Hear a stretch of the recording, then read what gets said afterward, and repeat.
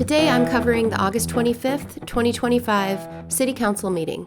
The meeting was called to order at 6:45 p.m., followed by roll call, Mayor Harris and all alder people in attendance, the Pledge of Allegiance, and a moment of silence. Rock Island proclaimed September 1st through 7th National Payroll Week, recognizing the hard work of payroll professionals. Next up was the presentation of the 2025 Citizen of the Year Awards. 9 categories were announced. Individual, Kathy Lulanek.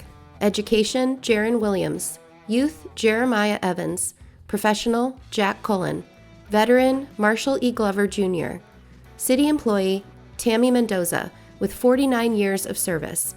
Tammy was also named Labor Day Parade Grand Marshal. Business, Huckleberry's Pizza and Calzones. Artist-creator, David Sabin. Organization, nonprofit, WVIK Quad Cities NPR. Next up was public comment. The main topic was the proposed moratorium on new shelters, food pantries, transitional housing, and other social services in Rock Island. Speakers included Reverend Dr. Dwight Ford from Project Now, Salvation Army, Community Healthcare CEO Tom Bowman, DSA representatives, and local residents. There was overwhelming opposition to the moratorium, citing the homelessness crisis, health risks, compassion, and Rock Island's duty to care for vulnerable residents. Next up was Update Rock Island. Soul of the City Festival is August 30th at Franklin Field. Labor Day Parade, September 1st, and this year's theme is Rocking the Arts. Rock Island Grand Prix will be August 30th through 31st downtown, and that's a free family event. Next up, passage of ordinances. Council unanimously passed an amendment to City Code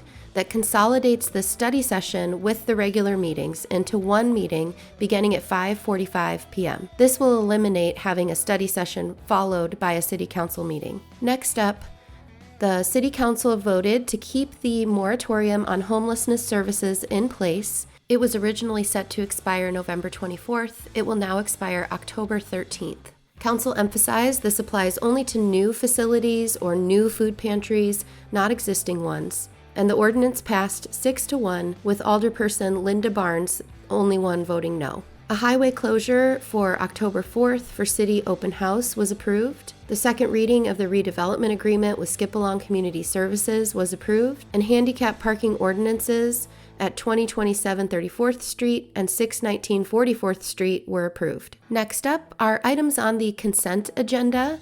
These are considered to be routine in nature and are enacted by a single motion and subsequent roll call vote. Claims for weeks between July 25th and August 14th were approved. The ACH report for the month of July in the amount of $2,075,512 was approved. A request from St. George Greek Orthodox Church to use sound amplification for the Greek Fest was approved. A request from Rock Island High School to hold their annual homecoming parade was approved. A request to close an alleyway for a neighborhood gathering was approved. A request from the library to use sound amplification to close Arts Alley on Saturday, October 11th was approved. The minutes from a closed session and from the study session and council meeting from August 11th were approved. Moving on to claims and purchases. Payment to J.C. Dillon Inc. in Peoria for a sewer lateral repair program was approved for $11,000, and payment to Langman Construction in Rock Island for the Sunset Marina dredge pit sediment removal in the amount of $181,000 was approved. Next up, contracts and agreements. A motion to approve an agreement between the City of Rock Island and Northern Illinois University Strategic Planning Services was approved.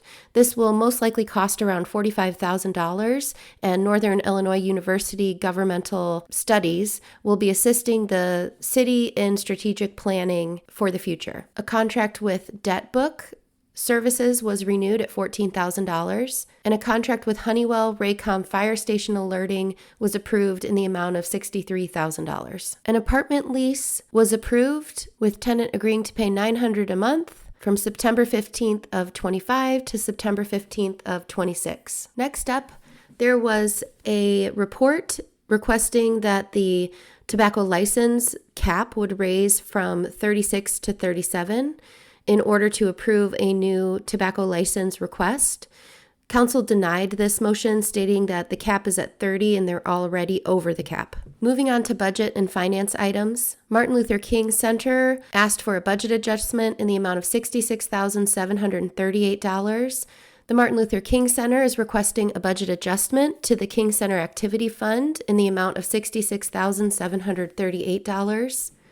The city is receiving funds from the Illinois Opioid Settlements Initiative and is going to use that money for school-based or youth-based programs or strategies that have demonstrated effectiveness in preventing drug misuse and drug take-back disposal or destruction programs. The Martin Luther King Center is requesting a budget adjustment to the Illinois Department of Commerce and Economic Opportunity revenue and expense budget in the amount of $225,000.